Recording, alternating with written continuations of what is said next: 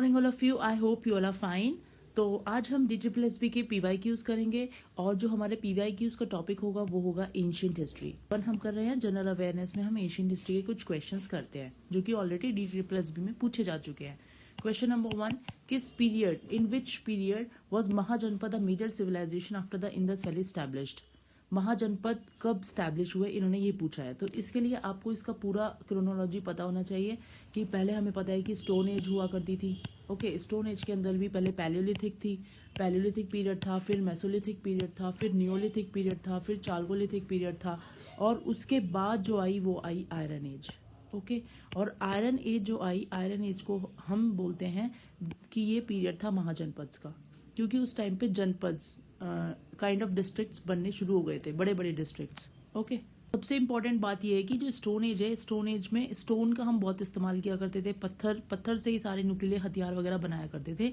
लेकिन यहाँ आते आते आयरन एज तक आते आते आयरन का हमने इस्तेमाल करना शुरू कर दिया था। बहुत सारा आयरन हमें डिस्कवर भी हुआ था पाटलिपुत्र जैसे एरियाज में, बिहार की तरफ। तो ये आप ध्यान रखेंगे। तो the correct answer is iron age. पहले सिविलाइजेशन के बाद जो एक मेजर सिविलाइजेशन बन के उभरा वो था महाजनपद का पीरियड और उसको हम आयरन एज बोलते हैं। Now we come to question number 2, the total number of Buddhist councils. बहुत ही माइनर सा क्वेश्चन है कि बुद्धिस्ट काउंसिल कितनी हुई हैं, तो वो 6 हुई हैं। एक्चुअली 483 BC में जब गौतम बुद्ध की डेथ हुई तो उनकी डेथ के बाद जो उनकी सेइंग्स हैं, मतलब उनको प्रिजर्व करने के लिए, जो भी उन्होंने बोला उन चीज़ों को प्रिजर्व करने के लिए कुछ बुद्धिस्ट काउंसिल्स की गई थी और ये अलग अलग राजाओं के द्वारा की गई थी। ये आपको पूरी लर्न होनी चाहिए 6 की 6, और उनका ये भी पता होना चाहिए कौन से राजा ने कब और कहाँ पर ये बुद्धिस्ट काउंसिल कराई थी। तो उनकी सेइंग्स जो बुद्धा बोलते थे, जो बुद्धा के विचार थे, उनको प्रिजर्व करने के लिए इनको सुत्त पिटाका और विनय पिटाका, सुत्त पिटाका और विनय पिटाका, पिटाका जो है इनकी क्या होता था, जैसे बास्केट्स है, लीव्स पे ये लिखा करते थे, जो पत्तियां होती हैं पत्तियों पे ये लिखा करते थे, लिख लिख के इनको बास्केट में डाल दिया करते थे।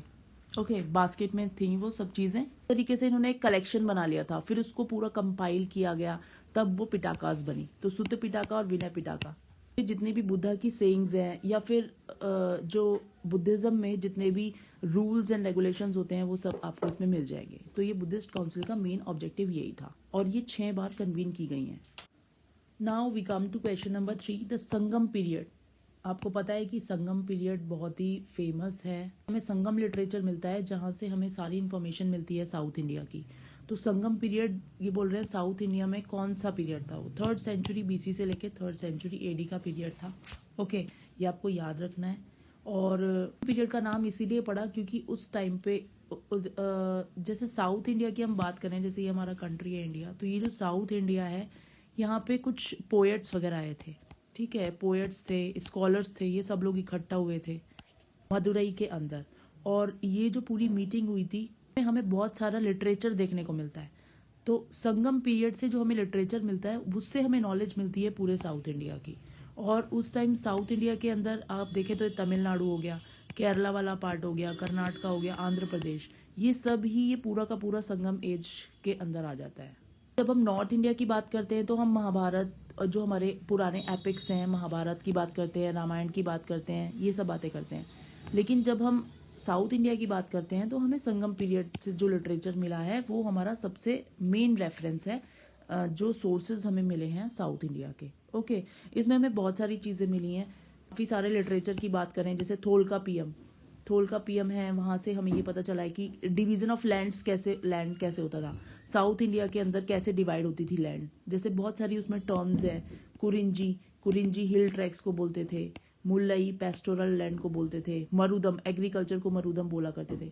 इसी तरीके से बहुत ज़्यादा फेमस जो है वो है शिलापादिकरम और मणिमेकलाई। ये तमिल पोएट्री के एपिक्स हैं, जैसे हमारे महाभारत और रामायण है। तो आपको याद रखा है शिलापादिकरम और मणिमेकलाई। शिलापादिकरम की बात करें तो इसमें स्टोरी दी हुई है, कोवलम था और कन्नागी, दोनों हस्बैंड वाइफ, और उनके बीच में एक माधवी थी, तो उनकी पूरी स्टोरी दी गई है। और मणिमेकलाई में कोवलम की जो डॉटर होती है माधवी से, उनके बारे में स्टोरी दी हुई है। तो I hope this is clear to you. Now we come on to question number 4। First point is Vardhaman Mahavir was 23rd tirthankara of Jainism. ये बिल्कुल गलत है। क्योंकि टोटल जैनिज्म की बात करें तो हमारे 24 तीर्थंकर रहे हैं, 24th लास्ट वाले हैं वर्धमान महावीर, तो ये गलत हो जाता है। और बात करें 23rd की तो वो थे पार्श्वनाथ। और ये जो पूरा ट्रेडिशन स्टार्ट हुआ तीर्थंकर का, ये स्टार्ट हुआ था लॉर्ड ऋषभनाथ से। लॉर्ड ऋषभनाथ जो थे वो पहले तीर्थंकर थे जैनिज्म के। ओके, तो पहला हमारा गलत हो गया है। Second is Buddha taught that karma has no effect on our lives, ये बिल्कुल गलत है। बुद्ध ने हमेशा ये बोला है कि जो भी हम चीजें करते हैं, जो भी हम अच्छा कर रहे हैं बुरा कर रहे हैं, वो हमारी प्रेजेंट लाइफ और आफ्टर लाइफ दोनों को ही इफेक्ट करता है। तो जैसा हम कर्म कर रहे हैं वैसा ही इफेक्ट होगा हमारी लाइफ पे, बुद्धा ने हमेशा ये बोला है। तो ये गलत हो गया, तो इसका आंसर हो जाएगा nor 1 neither 2। Now we come to question number 5, in which Veda Shvetashvatara Upanishad embedded. See guys, this is a very factual question, क्योंकि उपनिषद का नाम पूछा है और 4 वेद दिए हुए हैं, ऋग्वेद, यजुर्वेद, सामवेद और अथर्ववेद। इसमें से पूछा है कि ये कौन से में आएगा, ये आपको लर्न नहीं करना पड़ेगा। This is embedded in Yajurveda, Yajurveda में ये एम्बेडेड है। यजुर्वेद मीन्स ये एक्चुअली आपको पता है कि ऋग्वेद जो है वो सबसे पुराना वेद है हमारा। के अंदर 1028 हाइम्स हैं, सूक्ताज हैं और कलेक्शन है बहुत सारी बुक्स का जिनको मंडल बोलते हैं। ठीक है, ओल्डेस्ट फॉर्म ऑफ वेदा है। इन पे आते हैं सामवेद, वेदा बोलते हैं, वेदा ऑफ मेलोडीज एंड चैंट्स।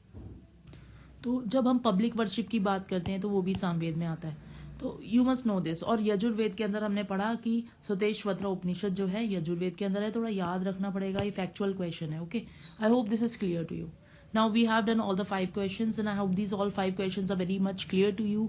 और ये ही सारे क्वेश्चंस GSSB प्रीवियस ईयर में पूछे जा चुके हैं एंड मोस्ट प्रोबेबली कि ये इनसे ही रिलेटेड कुछ इन्हीं थीम पे ऐसे क्वेश्चंस पूछे जा सकते हैं। तो आप प्रैक्टिस करते रहिए, इस तरह के सिमिलर क्वेश्चंस भी प्रैक्टिस करिए और इन क्वेश्चंस को भी प्रैक्टिस करिए, so that you may be able to answer them correctly in your question paper.